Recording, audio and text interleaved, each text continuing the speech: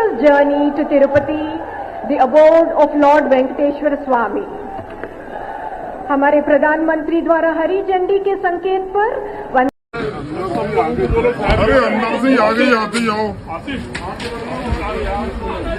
नमस्कार दोस्तों, जनसंवाद न्यूज में आपका स्वागत है। पहली बड़ी खबर निकल के आ रही है। वंदे भारत ट्रेन में लगी आग। पीएम मोदी का प्लान हुआ पूरी तरह से फेल। पूरी तरह से भ्रष्टाचार की नींव पर बनाई गई है वंदे भारत ट्रेन। बड़ी खबर निकल के आ रही है। एक हफ्ते पहले हरी झंडी दिखाई गई थी। ये कोई पहली घटना नहीं है। ट्रेन को लेकर बताएंगे सारी कहानी भ्रष्टाचार की। वही एक दूसरी बड़ी खबर निकल के आ रही। बृजभूषण को लगा करारा झटका। इलाज का खर्च उठाने के बदले यौन संबंध बनाना चाहते थे पहलवानों से। चार्ट सीट में हुआ है बड़ा खुलासा। जानेंगे इसके बारे में। एक और बड़ी खबर निकल के आ रही। राहुल ने जिसके साथ धान लगवाया था वो महिलाएं पहुंची सोनिया के पास। जानेंगे 10 जनपद में किस तरह से स्वागत किया गया है। असम एक और बड़ी खबर निकल के आ रही है। बीजेपी का पूरी तरह से सुपड़ा साफ है पूर्वोत्तर राज्यों में। आपको बताते चलें कि आदिवासी और कुकी समुदाय नए राज्य की मांग कर रहे हैं। आखिर ऐसा क्यों हुआ है, जानेंगे इसके बारे में। और कांग्रेस ने इस पर किस तरह से करारा हमला बोला। असम एक और बड़ी खबर निकल के आ रही है। बाढ़ से प्रभावित लोगों को 10,000 रुपए देने का ऐलान किए हैं केजरीवाल। जानेंगे और कौन से बड़े लाभ मिलने वाले हैं दिल्ली के लोगों को। वही एक और बड़ी खबर निकल के आ रही है। विपक्षी एकता को लेकर बड़ी खबर है। जहां पहुंचे हैं एनसीपी अध्यक्ष शरद पवार और कौन है उनके साथ, सारी खबरें जानने वाले हैं करके विस्तार से। लेकिन उससे पहले एक छोटा सा निवेदन, अगर आप हमारे चैनल पर नए हैं तो चैनल को सब्सक्राइब, बेल आइकन जरूर दबाएगा देश दुनिया के फटाफट बड़ी अपडेट को पाने के। दरअसल पहली बड़ी खबर निकल के आ रही है। जी हां, भोपाल में फिर से दिल्ली से जाते समय मध्य प्रदेश के बीना में एक बड़ा हादसा सामने आ रहा है। इससे पहले लगभग 1.5 महीने पहले बालासोर में ट्रेन हादसा होता है जिसमें 300 से ज्यादा मौत होती है। लेकिन इसको लेकर केंद्र सरकार पूरी तरह से ढील दी है और आए दिन देखा जाए ट्रेनों के साथ दुर्घटनाएं और उसमें जिस तरह की व्यवस्थाएं हैं वो केंद्र सरकार की पोल खोलती हुई नजर आ रही है। दरअसल मामला दिल्ली के भोपाल में वंदे भारत ट्रेन एक्सप्रेस में आग लग गई। घटना मध्य प्रदेश के बीना की बताई जा रही है। ट्रेन सुबह भोपाल से दिल्ली जा रही थी। आग लगने की वजह से अब तक कोई भी जानकारी नहीं जुटाई गई कि आखिर आग लगने की क्या बड़ी वजह रही। वैसे आपको बताते चलें कि आनंद फानन में रेलवे स्टाफ मौके पर पहुंचा और किसी भी तरह से हालात पर काबू पाया। देखा जाए तो जिस तरह से लगातार ट्रेनों में हादसे हो रहे हैं, ये कहीं ना कहीं बीजेपी द्वारा जिस तरह से भ्रष्टाचार की नींव पर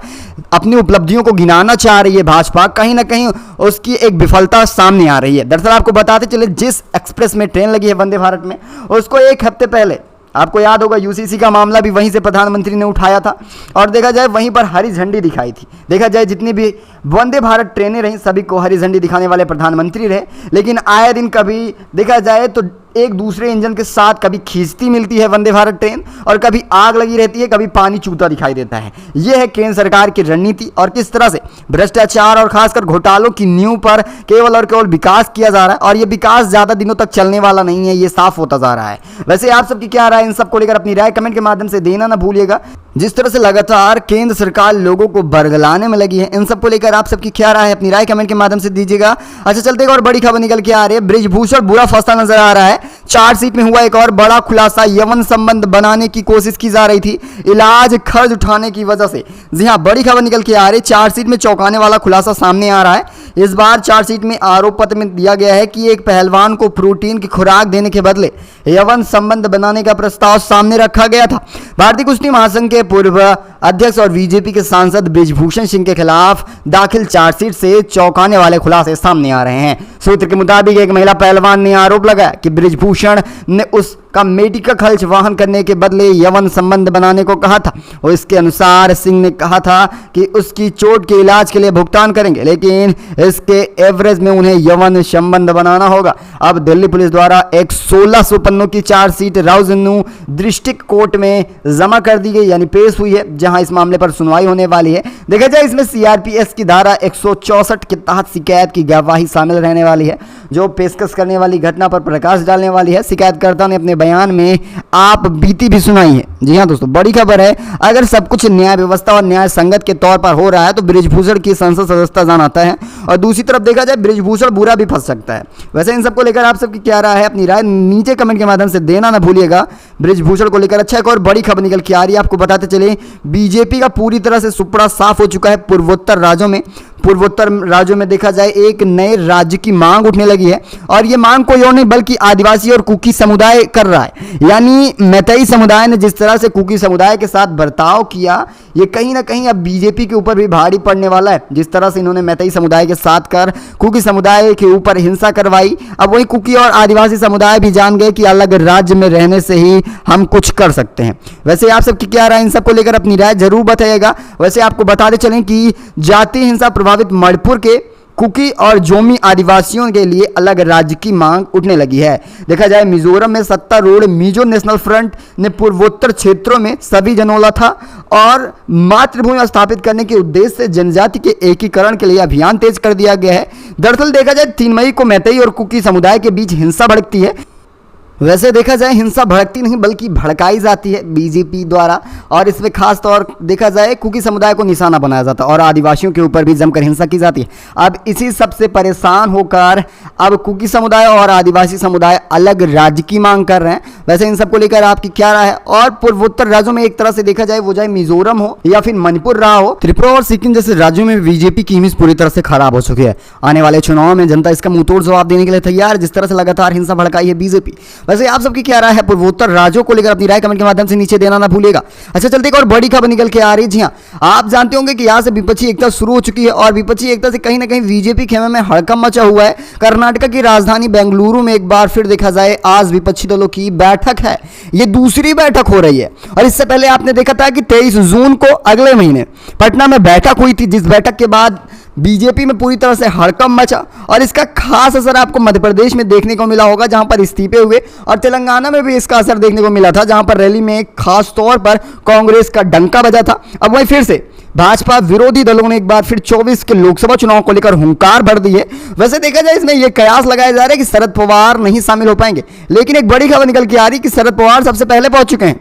बड़ी अपडेट निकल के आ रही है। इस बैठक में बताया गया है कि शरद पवार की जगह एनसीपी की कार्यकारिणी अध्यक्ष सुप्रिया सुले सहित रहने वाली हैं। वहीं आपको बताते चलें पिछले दिनों ही शरद पवार के भतीजे अजीत पवार की बड़ी संख्या में एनसीपी विधायकों ने बगावत की थी, लेकिन फिर से देखा जाए एक बार फिर एनसीपी में अजीत पवार के विधायक और अजीत पवार खुद आने जाने का सिलसिला जारी हो चुका है। यानी आने वाले समय में आप देखेंगे कि अजीत पवार फिर से शिंदे गुट को एक करारा झटका देने वाले हैं, क्योंकि ये पूरी तरह से साफ हो गया है कि अगर अजीत पवार मुख्यमंत्री नहीं बन रहे हैं तो वो कभी भी नहीं रह पाएंगे बीजेपी या शिंदे गुट में। खास तौर पर उन्हें मुख्यमंत्री की लालसा है और आने वाले में उन्हें समय पता है कि एक दिन शरद पवार की जगह मैं ही मुख्यमंत्री बनूंगा, और यही बड़ी वजह है कि वो लगातार अपने चाचा से मिल रहे हैं। वैसे आप सबकी क्या राय है? अपनी राय भी दीजिएगा। चलते एक और बड़ी खबर निकल के आ रही है। दरअसल आपको पता होगा कि दिल्ली में इस समय बाढ़ से लोग काफी ज्यादा ग्रसित हैं। इन सबको लेकर अब बाढ़ प्रभावित प्रत्येक परिवार को 10,000 वित्तीय मदद देने के लिए सीएम अरविंद केजरीवाल ने ऐलान कर दिया है। यमुना किनारे रहने वाले कई बेहद गरीब परिवारों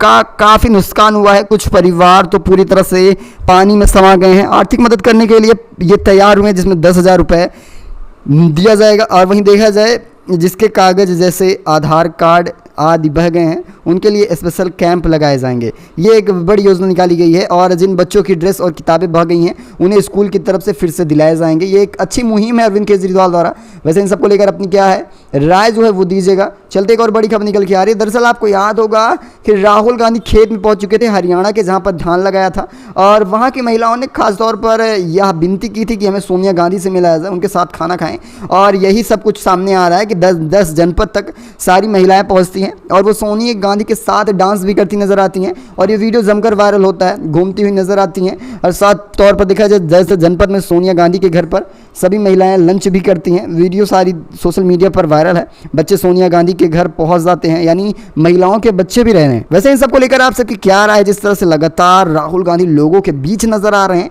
खास तौर पर देखा जाए तो वो एक तरह से देखा जाए जिस तरह से मानहानि का केस लगाकर उनकी संसद सदस्यता खत्म की गई, उसके बाद लगातार राहुल गांधी लोगों के बीच रह रहे हैं और लोगों के बीच उनका काफ़ी ज़्यादा वर्चस्व भी देखने को मिल रहा है। और आने वाले समय में खासकर लोकसभा चुनाव में राहुल गांधी या खासकर कांग्रेस पार्टी की एक अच्छी रणनीति के साथ मैदान में उतरने वाली है और खास परिणाम भी सामने आएंगे। वैसे आप सबकी क्या राय है? अपनी राय कमेंट के माध्यम से ज़रूर दीजिएगा। अगर राहुल गांधी की जिस तरह से मानहानि केस में फंसाया जा रहा है, अगर निर्दोष पाए जाते हैं तो आने वाले समय में क्या राहुल गांधी प्रधानमंत्री बन पाएंगे या नहीं? अपनी राय जो कमेंट के माध्यम से जरूर दीजिएगा। वैसे इस खास बुलेटिन बस इतना ही, मिलेंगे आपको बड़ी अपडेट के साथ। तब तक के लिए धन्यवाद। जय हिंद, जय भारत।